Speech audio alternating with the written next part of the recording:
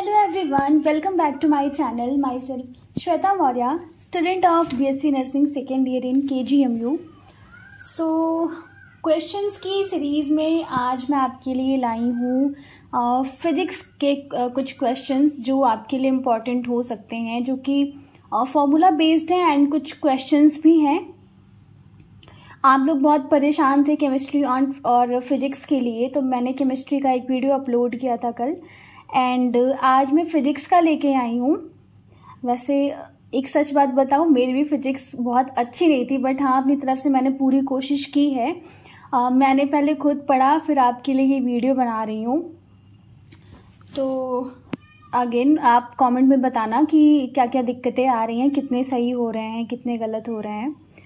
तो अभी video start करते हैं। मैंने चैप्टर वाइज किया है। तो सबसे पहला जो चैप्टर मतलब बेसिक जो मैथमेटिक्स होती हैं, तो सबसे पहला डिफरेंशिएशन से स्टार्ट करते हैं। जो पहला क्वेश्चन है वो है differentiate y with respect to x, और जो आपका इक्वेशन दिया है y is equals to x की पावर 4 प्लस 4x प्लस 2। तो जो डिफरेंशिएशन का फॉर्मूला आपको पता होगा कि अगर आपको x की पावर n दी गई है और उसका डिफरेंशिएशन करना है, तो उसका फॉर्मूला होता है nx की पावर n माइनस 1। जैसे कि यहाँ पे x की पावर 4 दी गई है, इसका डिफरेंशिएशन करना है, हमें y का डिफरेंशिएशन करना है x के रिस्पेक्ट में। एक इक्वेशन में 3 अलग अलग यूनिट्स दी गई हैं, तो हम तीनों का अलग अलग डिफरेंशिएशन करेंगे। जैसे कि आपका x का पावर 4 दिया है, हमें इसका डिफरेंशिएशन करना है, तो हम x की पावर n से इसका कंपैरिजन करेंगे, x की पावर nx की पावर n माइनस 1। तो यहाँ पे क्या हो जाएगा 4x और n माइनस 1 यानी कि 4 माइनस 1, तो इसका 4x टू द पावर 3, ये इसका डिफरेंशिएशन हो जाएगा। 4x का डिफरेंशिएशन हम करेंगे तो 4 आएगा, एंड जो 2 है उसका डिफरेंशिएशन 0 होता है। तो इसका डिफरेंशिएशन आपने जैसे कि देख लिया 4x की पावर 3 प्लस 4। सो आप फॉर्मूला याद रखिएगा कि जो भी x की पावर n है तो उसका nx to the power n minus 1 हो जाता है। दूसरा क्वेश्चन मतलब इंटीग्रेशन का है, इंटीग्रेट कैसे करते हैं, और इक्वेशन दिया है 4x प्लस 3 इंटू dx, और टाइम लिमिट दी गई है 1 to 2। सो सोल्यूशन इसका दिया गया है आपको। जो इंटीग्रेशन का फॉर्मूला होता है वो होता है, जैसे आपको दिया गया है x to the power n, ये आपको दिया गया है, तो इसका जो फॉर्मूला होता है इंटीग्रेशन का x to the power n plus 1 upon n plus 1, ये फॉर्मूला। जैसे कि हमें 4x दिया गया है, हमको इसका इंटीग्रेशन करना है, तो 4x का क्या हो जाएगा 4x टू द पावर, अभी जो x की पावर यहाँ पे कुछ नहीं है तो 1 हम मानेंगे, तो 4x to the power 1 plus 1 upon 1 plus 1, यानी कि हम n की जगह यहाँ पे 1 रखेंगे, तो इसका जो फॉर्मूला बनता है वो होता है 4x to the power 1 plus 1 upon 1 plus 1। तो इसको जब हम सॉल्व करेंगे आके, तो इसका जो आंसर आएगा वो 9 आएगा। आप फॉर्मूला याद रखिएगा, डायरेक्ट फॉर्मूला बेस्ड क्वेश्चंस होते हैं ये सब, तो इजिली सॉल्व हो जाएंगे ये। नेक्स्ट हम बात करते हैं डायमेंशन ऑफ फोर्स। आप कुछ चीज़ों की जो डायमेंशन होती है वो बहुत इंपॉर्टेंट होती है, डायरेक्ट क्वेश्चन में एग्जाम में पूछ लिया जाता है। जो बेसिक होती है वो तो आपको पता ही होना चाहिए, जैसे कि वेलोसिटी हो गई, एक्सेलरेशन हो गया, ये सब तो आना ही चाहिए। तो फोर्स का जो डायमेंशन होता है, डायमेंशन आप कैसे निकालते हैं, जो उसका फॉर्मूला होता है फोर्स इज इक्वल्स टू होता है मास इंटू एक्सेलरेशन। तो जो मास का डायमेंशन होता है वो m होता है, और एक्सेलरेशन का होता है lt माइनस 2। तो यहाँ पे फोर्स का जो डायमेंशन बनता है वो mlt माइनस 2। इसी तरह dimension of work and energy वो होता है ml2 t माइनस 2। अब मैंने कुछ क्वेश्चंस लिख के सॉल्व किए हैं, वो मैं आपको बताऊंगी। जैसे कि एक क्वेश्चन है, आपको a की वैल्यू दी गई है i plus 2j plus 2k cap, और b की वैल्यू दी गई है i cap plus 3j cap plus 6k cap, और इसमें आपको इसका डॉट प्रोडक्ट निकालना है, और इन a और b के बीच में क्या एंगल है वो आपको फाइंड करना है। तो जो डॉट प्रोडक्ट हम कैसे निकालते हैं, dot B is equals to, हम यहाँ पे ए डॉट बी करेंगे, यानी कि I cap plus 2j plus 2k cap dot I plus 3j plus 6k cap. अब हम डॉट डॉट में क्या करते हैं कि सेम का मल्टीप्लीकेशन करते हैं, यानी कि आई का आई से करते हैं, जे का जे से करते हैं, के का के से करते हैं। बाकी आप आई का जे से करेंगे, जे का के से करेंगे तो ऐसा यहाँ पे नहीं होता, उसकी वैल्यू यहाँ पे 0 हो जाती है। इसलिए हम सिर्फ आई का आई से, जे का जे से एंड के का के से करते हैं। तो यहाँ पे आई करेंगे, यानी कि यहाँ पे दोनों की वैल्यू 1 दी गई है, तो आप जब मल्टीप्लाई करेंगे तो इसकी वैल्यू 1 आ जाएगी।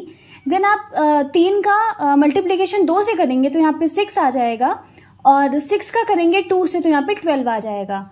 आप इसको ऐड करेंगे तो इसकी वैल्यू आएगी 19। अब एंगल निकालने के लिए जो फॉर्मूला होता है A dot B is equals to A B cos theta, आपको थीटा की वैल्यू निकालनी है, तो cos theta is equals to हो जाएगा A dot B upon A B. तो ए बी का मतलब यहाँ पे है आपको इसकी जो मैग्नीट्यूड है ए और बी का अलग अलग उसको हमको रखना है। अब मैग्नीट्यूड कैसे निकालते हैं कि हम स्क्वायर का अंडर रूट करते हैं। जैसे ए का निकालना है तो आई की वैल्यू यहाँ पे 1 है, तो 1 का स्क्वायर प्लस 2 का स्क्वायर प्लस 2 का स्क्वायर, इसका हम अंडर रूट करेंगे तो इसकी वैल्यू आएगी 3। इस तरह हम बी का निकालेंगे तो b की वैल्यू आ जाएगी अंडर रूट 46। अब cos theta is equals to क्या है, a डॉट बी रखना है। a डॉट बी की जो वैल्यू आपकी आई है वो है 19 अपॉन जो मैग्नीट्यूड है उसकी वैल्यू रखनी है 3 इज टू अंडर रूट 46। तो आपकी थीटा की वैल्यू आ जाएगी cos इनवर्स 19 अपॉन 3 रूट 46। अगला क्वेश्चन है ये भी वेक्टर से ही है।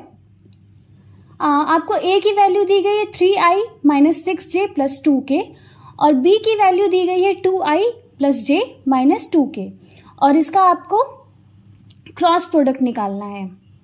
तो a क्रॉस b का जो हम प्रोडक्ट निकालते हैं, तो मैंने ये टेबल बनाई है, कुछ इस तरह से इसको सॉल्व करते हैं। i, j और k अलग अलग लिखते हैं, देन i के नीचे हम i की वैल्यू लिखते हैं, j के नीचे j की वैल्यू और k के नीचे k की वैल्यू रखते हैं।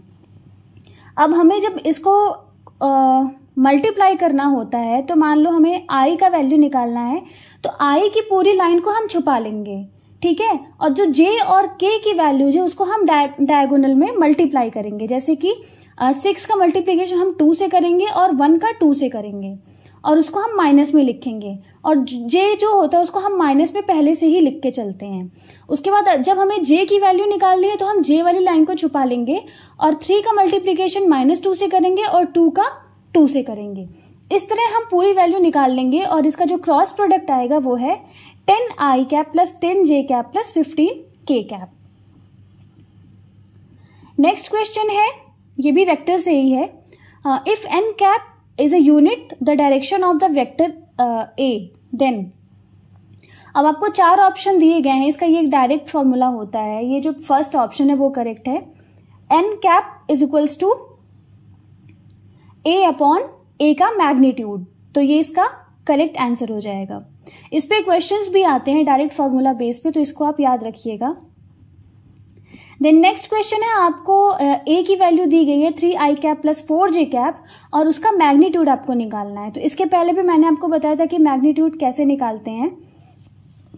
जो i और j की वैल्यूज होती हैं उसका स्क्वायर करके हम अंडर रूट कर देते हैं। तो यहाँ पे हम 3 का स्क्वायर प्लस 4 का स्क्वायर का अंडर रूट करेंगे तो उसका वैल्यू आ जाएगा 5।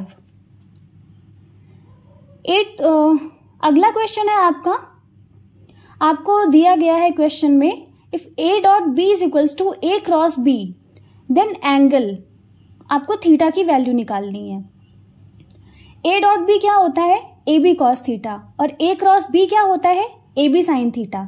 बस हमें क्या करना है, उसकी वैल्यूज लिखनी है यहाँ पे। जैसे कि A B cos theta is equals to A B sine theta, दोनों साइड ए बी है वो आपस में कैंसिल आउट हो जाएंगे, then cos theta is equals to sine theta. अब हम इसको sine theta upon cos theta करेंगे, उसकी वैल्यू 1 हो जाएगी। Sine theta upon cos theta is equals to होता है tan थीटा, और tan theta is equals to 1, ये किसकी वैल्यू होती है, जब हम tan 45 की वैल्यू रखेंगे तो उसकी वैल्यू 1 होती है, और 45 को हम पाई अपॉन 4 भी लिख सकते हैं। सो थीटा की वैल्यू क्या है आपकी 44 डिग्री। अगला क्वेश्चन है, ये भी यूनिट वेक्टर से ही है। If a unit vector is represented by 0.5 I cap plus 0.8 J cap plus C K cap, then the value of C is. अब यहाँ पे आपको वेक्टर की वैल्यू जो दी गई है वो 1 दी गई, यूनिट लिखा हुआ है ना, यूनिट का मतलब 1 होता है। तो 1 is equals to 0.5 I cap plus 0.8 J cap plus C K cap. अब हमको क्या करना है कि दोनों साइड का हमको अंडर रूट लेना है, ठीक है। मतलब हम क्या करेंगे, पहले स्क्वायर करके फिर अंडर रूट लेंगे दोनों साइड का। तो यहाँ पे हम 0.5 का स्क्वायर करेंगे, 0.8 का स्क्वायर प्लस सी स्क्वायर और इसका रूट लेंगे, और जब इसको हम सॉल्व करेंगे तो इसकी वैल्यू आएगी 0.11 का अंडर रूट, और यही आपका आंसर हो जाएगा। अगला क्वेश्चन है आपका, a man walks at a speed of 6 kilometre per hour for 1 kilometre and 8 kilometre per hour for next 1 kilometre. What is average speed for walk of 2 kilometre. अब इसका एक फॉर्मूला होता है कि जब भी दो अलग अलग स्पीड दी गई हो और जो डिस्टेंस होती है वो सेम होती है, यानी कि दोनों में ये 1-1 किलोमीटर चला है और जो स्पीड है वो अलग अलग है, पहले वो 6 किलोमीटर पर आवर से चला है और फिर 8 किलोमीटर पर आवर से चला है। और इस केस में अगर आपको एवरेज स्पीड निकालनी होती है तो उसका फॉर्मूला होता है 2v1 v2 upon v1 plus v2। तो आप इसमें वैल्यू रख देंगे 2 इंटू v1 की वैल्यू यहाँ पे दी गई है 6 और v2 की वैल्यू दी गई है 8 अपॉन v1 प्लस v2, और इसको आप सॉल्व करेंगे तो आपका आंसर आएगा 6.85 आएगा। इसको आप अप्रॉक्स मान सकते हैं 7 किलोमीटर पर आवर, और ये आपका आंसर है। नेक्स्ट एक ग्राफ का क्वेश्चन है, आपको इसमें डिस्टेंस और टाइम का यहाँ पे ग्राफ दिया गया है, और अगर आपको पता होगा कि डिस्टेंस और टाइम के ग्राफ से आपको वेलोसिटी मिलती है, तो वेलोसिटी आपको निकालनी है अलग अलग इंटरवल में, यानी कि O to A गया है तब कितनी थी, A to B गया है, फिर B to C गया है और C to D गया है, तो अलग अलग इंटरवल में क्या क्या वेलोसिटी थी उसकी आपको ये निकालना है।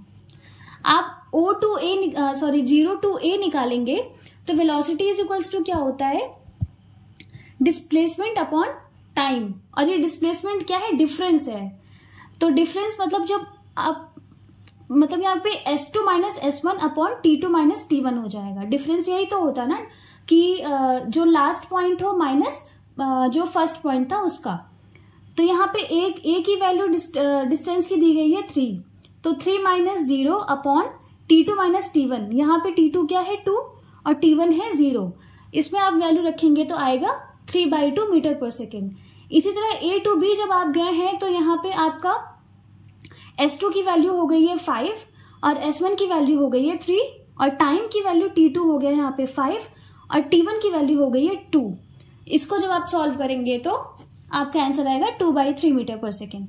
अब बात करें B से C में, तो यहाँ पे जो आपका ग्राफ है वो बिल्कुल लीनियर है, यहाँ पे कोई भी चेंज नहीं हुआ है, यानी कि वो उतने टाइम पे रुका हुआ है ग्राफ वहां पे। तो यहाँ पे जो S2 की वैल्यू है वो भी 5 है, S1 की वैल्यू वो भी 5 है, तो यहाँ पे आपका जो डिस्टेंस है वो 0 हो जाएगा, यानी कि पर्सन उतने टाइम में वो रुका हुआ है।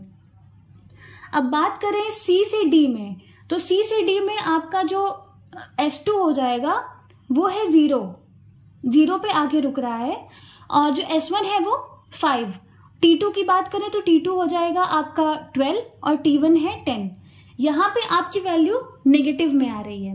नेगेटिव में आने का ये मतलब है कि जो पर्सन है वो जिस पॉइंट से चला था उस पॉइंट पे वापस आ रहा है। तो ये ग्राफ के क्वेश्चंस आपको ऐसे सॉल्व करने हैं। वेलोसिटी का जो फॉर्मूला होता है वो होता है डिफरेंस होता है डिस्प्लेसमेंट का, फिर डिस्टेंस का अपॉन डिफरेंस इन टाइम। अब बात करते हैं अगले क्वेश्चन की। A particle starts moving with velocity 5 metre per second along the positive x direction and it accelerates uniformly at the rate of 1 meter per second. आपको क्या क्या निकालना है? Time take to acquire the velocity of 25 metre second, distance उतनी distance cover करने में कितना नहीं उसने कितना डिस्टेंस कवर की है, और distance travel in first 6 second, ये आपको निकालना है। अब क्वेश्चन में आपके क्या क्या दिया गया है? आपकी दिया गया है u की वैल्यू, दिया गया है स्टार्ट कर रहा है ना पार्टिकल, तो u की वैल्यू दी गई है 5 मीटर पर सेकेंड, और अगेन दिया गया है accelerate uniformly at the rate of 1 metre per second square, यानी कि यहाँ पे आपको a की वैल्यू दी गई है 1 मीटर पर सेकेंड स्क्वायर। अब हम जो फर्स्ट फॉर्मूला है उसका हम यूज करेंगे, v is equals to u plus a t. v की वैल्यू दी गई है आपको 25। देखिए जो फर्स्ट ए वाला ऑप्शन है, time take to acquire the velocity of 25 metre per second, जो यहाँ पे 25 है वो v की वैल्यू दी गई है, u की वैल्यू 5 है, a की वैल्यू 1 है, और यहाँ से आपको t की वैल्यू निकल के आएगी 20 सेकेंड। दूसरा आपको डिस्टेंस निकालनी है, तो डिस्टेंस में हम यहाँ पे रख सकते हैं v square is equal to u square plus 2as, और यहाँ पे सारी वैल्यूज आपको दी गई हैं, इसमें आपको s की वैल्यू आ जाएगी 300 मीटर। और तीसरा जो सी वाला ऑप्शन उसमें दिया है distance travel in first 6 second, तो इसमें हम फॉर्मूला यूज करेंगे s is equals to u t plus half a t square, और इसमें आपका जो डिस्टेंस है वो आ जाएगा 48 मीटर। अब आते हैं नेक्स्ट क्वेश्चन पे। ये अगेन एक ग्राफ का क्वेश्चन है, आपको वेलोसिटी और टाइम का ग्राफ दिया गया है, और आपको निकालना है कि डिस्टेंस कवर्ड इन 7 सेकेंड, मतलब कि टोटल कितने डिस्टेंस कवर की है। तो जब भी आपको ऐसे ग्राफ का क्वेश्चन आए तो आपको ये पता होना चाहिए जो वेलोसिटी और टाइम का ग्राफ होता है वो डिस्टेंस हमें बताता है, डिस्प्लेसमेंट बताता है। वैसे आप डिस्प्लेसमेंट देखेंगे तो 0 हो जाएगा, क्योंकि जो उसने यहाँ पे डिस्टेंस पूछा गया है, तो डिस्टेंस हम कैसे निकालते हैं? जो ग्राफ का एरिया होता है उसके थ्रू निकालते हैं। पहला देखेंगे तो आप यहाँ पे ट्राइंगल बना हुआ है, देन रेक्टेंगल, फिर अगेन ट्राइंगल, तो अलग अलग हम तीनों का जो एरिया है वो निकाल सकते हैं। जो ट्राइंगल का एरिया का फॉर्मूला होता है half into base into height, और रेक्टेंगल का होता है बेस इंटू हाइट। तो इसमें अगर हम आप रखेंगे तो इसका जो आंसर आ जाएगा वो होता है 40 मीटर। सो इस तरह ग्राफ के क्वेश्चंस आपके एरिया निकालने से हो जाते हैं। 14th क्वेश्चन है, the maximum range of gun of horizontal terrain is 16 kilometre per hour if g is equals to 10 metre per second then muzzle velocity, यानी कि यहाँ पे आपको r की वैल्यू जो रेंज की वैल्यू दी गई है 16 किलोमीटर पर आवर, g की वैल्यू दी गई है 10, और आपको यहाँ पे निकालना है वेलोसिटी। तो रेंज का फॉर्मूला होता है u square sine 2 theta upon G. यहाँ पे r की वैल्यू 16 किलोमीटर पर आवर दी गई, इसको आप मीटर पर सेकेंड में बदलेंगे तो 10 टू द पावर 3 से मल्टीप्लाई करेंगे तो वो 16,000 हो जाएगा, is equals to u square, और साइन यहाँ पे 2 थीटा मैक्सिमम रेंज दी गई है। तो मैक्सिमम रेंज कब होती है? जब थीटा की वैल्यू 45 होती है। तो यहाँ पे साइन 2 थीटा करना है, यानी कि 45 इंटू 2, तो यहाँ पे साइन 90 हो जाएगा, और साइन 90 की वैल्यू 1 होती है। तो यू स्क्वायर इंटू 1 अपॉन जी की वैल्यू है 10। अब इसको आप सॉल्व करेंगे तो इसकी वैल्यू आएगी 400 metre per second. Next question है, time taken by light to travel from sun to the earth, यानी कि जो लाइट होती है उसको सन से अर्थ तक आने में कितना टाइम लगता है? ऑप्शन ए है 8 सेकेंड्स, बी है 8 आवर्स, सी है 8 मिनट्स, और डी है 8 डेज। तो जो टाइम लगता है सन से अर्थ तक लाइट के आने में वो लगता है 8 मिनट्स, यानी कि आपका सी ऑप्शन करेक्ट है।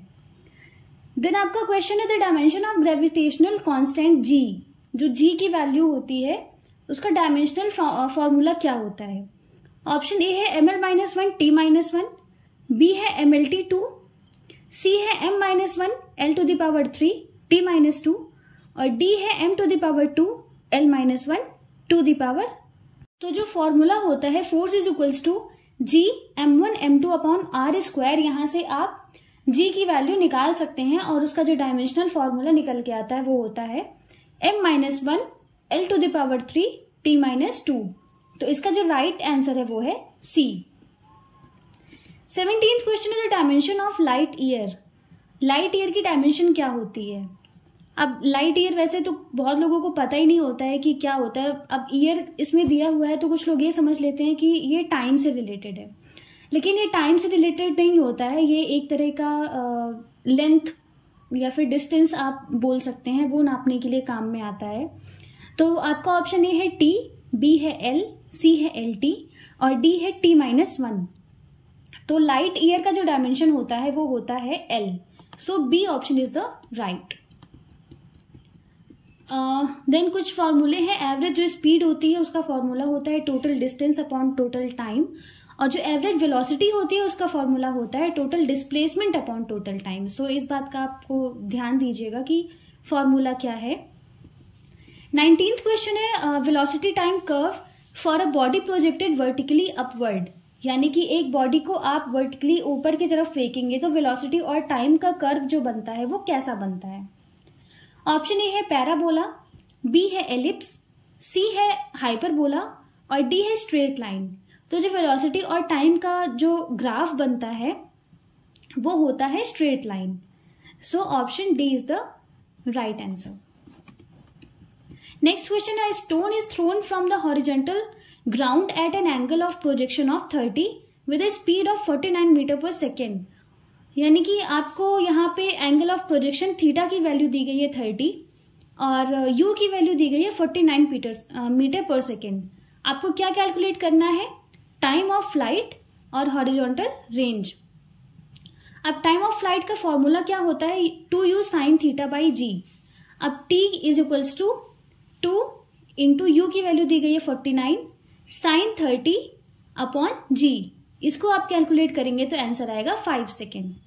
देन आपको हॉरिजॉन्टल रेंज पूछी गई है। रेंज का फॉर्मूला होता है u square sin 2 theta by G. इसमें आप वैल्यूज रखेंगे तो जो आपका आंसर आएगा वो 212 मीटर आएगा। लास्ट क्वेश्चन की बात करते हैं। A stone is just released from the window of the train moving along a horizontal straight track. The stone will hit the ground following. यानी कि एक चलते हुए ट्रेन से आप एक स्टोन को रिलीज करेंगे तो वो ग्राउंड को किस तरह हिट करेगा, उसका पाथ क्या होगा? ऑप्शन ए है स्ट्रेट पाथ, बी है सर्कुलर पाथ, सी है पैराबोलिक पाथ और डी है हाइपरबोलिक पाथ। तो ये जो पाथ होता है ना, वो ट्रेन में बैठे हुए इंसान को समझ में नहीं आता है, जो बाहर है उसको समझ में आएगा कि वो पाथ कैसा है। अब मान लो कोई पर्सन ट्रेन के अंदर से एक स्टोन गिरा रहा है, उसको तो ये लगेगा कि वो स्ट्रेट लाइन में जा रहा है नीचे, बट जो बाहर इंसान खड़ा होगा उसको वो पाथ पैराबोलिक दिखाई देता है ड्यू टू ग्रेविटी। सो इसका जो करेक्ट ऑप्शन है वो है सी, पैराबोलिक पाथ। सो ये कुछ क्वेश्चंस थे फिजिक्स के जो मैं लेके आई थी। आई होप काफ़ी हेल्पफुल होंगे। इसमें आपको फॉर्मूले भी पता चल रहे होंगे और क्वेश्चन किस तरह सॉल्व करना है वो भी पता चल रहे होंगे। देखो बहुत टफ क्वेश्चंस नहीं आते हैं फिजिक्स केमिस्ट्री के, थ्योरी ज़्यादा आती है और जो फॉर्मूला बेस्ड क्वेश्चंस होते हैं वो ज़्यादा आते हैं। सो आप थ्योरी को अच्छे से तैयार करिए, आप जो न्यूमेरिकल्स हैं थोड़े बहुत वो तैयार कर लीजिए। आज की वीडियो में इतना ही। मिलते हैं अगले वीडियो में कुछ नए क्वेश्चंस के साथ। आई थिंक मैं बायो का लेके आऊँगी। सो कमेंट में बताना मुझे आपके कितने क्वेश्चंस सही हो रहे हैं। तो और आप पढ़ाई करते रहिए, क्वेश्चंस सॉल्व करते रहिए। फिजिक्स और केमिस्ट्री में डरने की ज़रूरत नहीं है, बहुत टफ पेपर नहीं आएगा। सो पढ़ाई करते रहिए। Okay, bye.